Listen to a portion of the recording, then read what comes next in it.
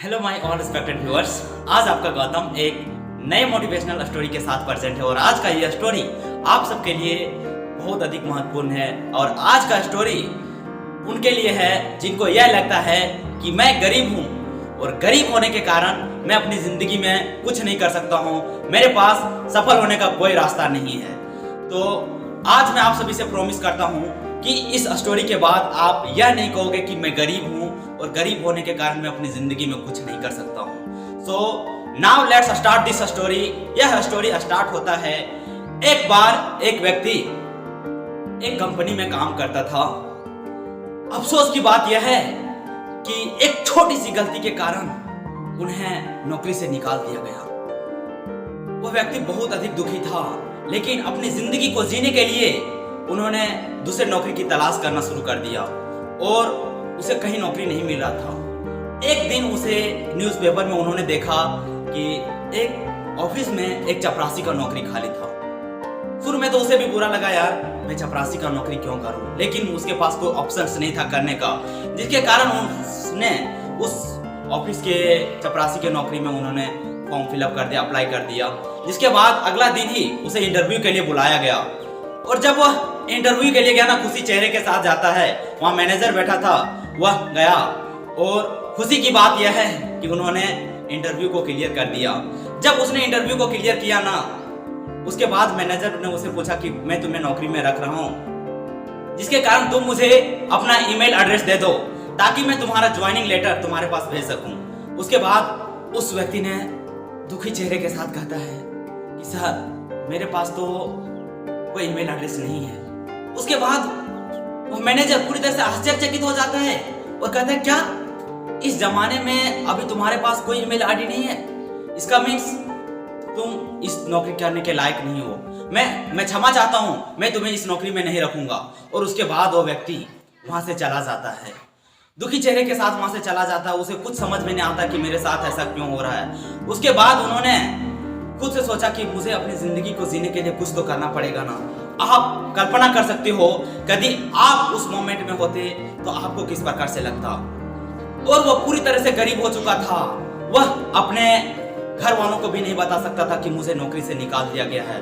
उन्होंने अपने घर वाले से भी नहीं बताया था। वो पूरी तरह से गरीब हो चुका था, जिसके बाद उनके पास मात्र 200 रुपया बचा था। उसे समझ में नहीं आ रहा था कि मैं आगे क्या करूं।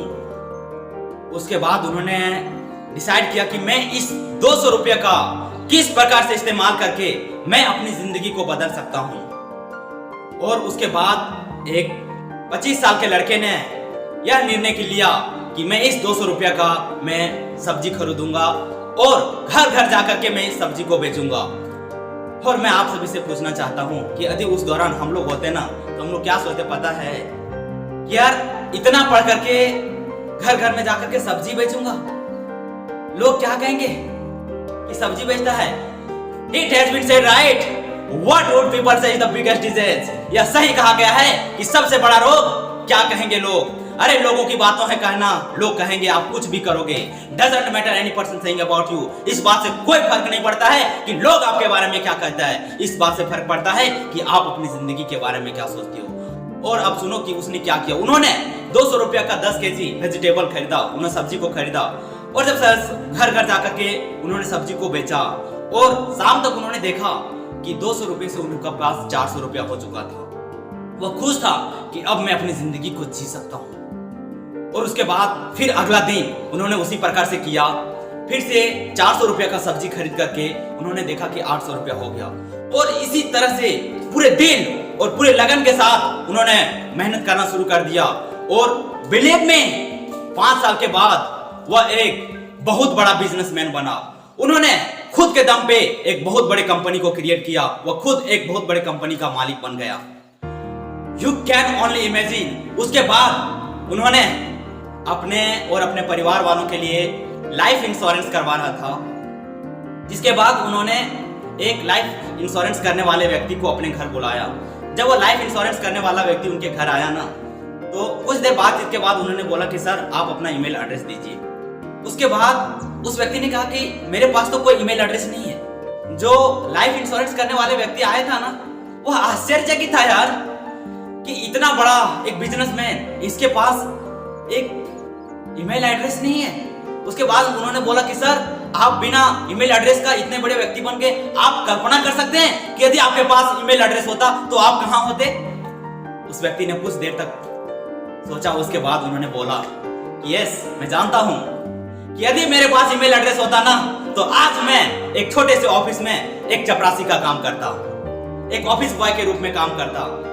क्योंकि एक ईमेल एड्रेस नहीं होने के कारण ही ना उसे एक वो छोटे से ऑफिस में उस मैनेजर ने उसको नौकरी से निकाल दिया था ना, उसे नहीं रखा था ना कि तुम्हारे पास ईमेल एड्रेस नहीं है, इसका मीन्स तुम एग्जिस्ट नहीं करते हो इस कंपनी में काम करने का, जिसके कारण उसे निकाल दिया गया था ना। सो that's why I am telling you, never be a prisoner of your past, it was just a lesson, not a life sentence. कभी भी आप अपने अतीत का कैदी मत बनो, या सिर्फ और सिर्फ एक सबक था, जीवन का सजा नहीं।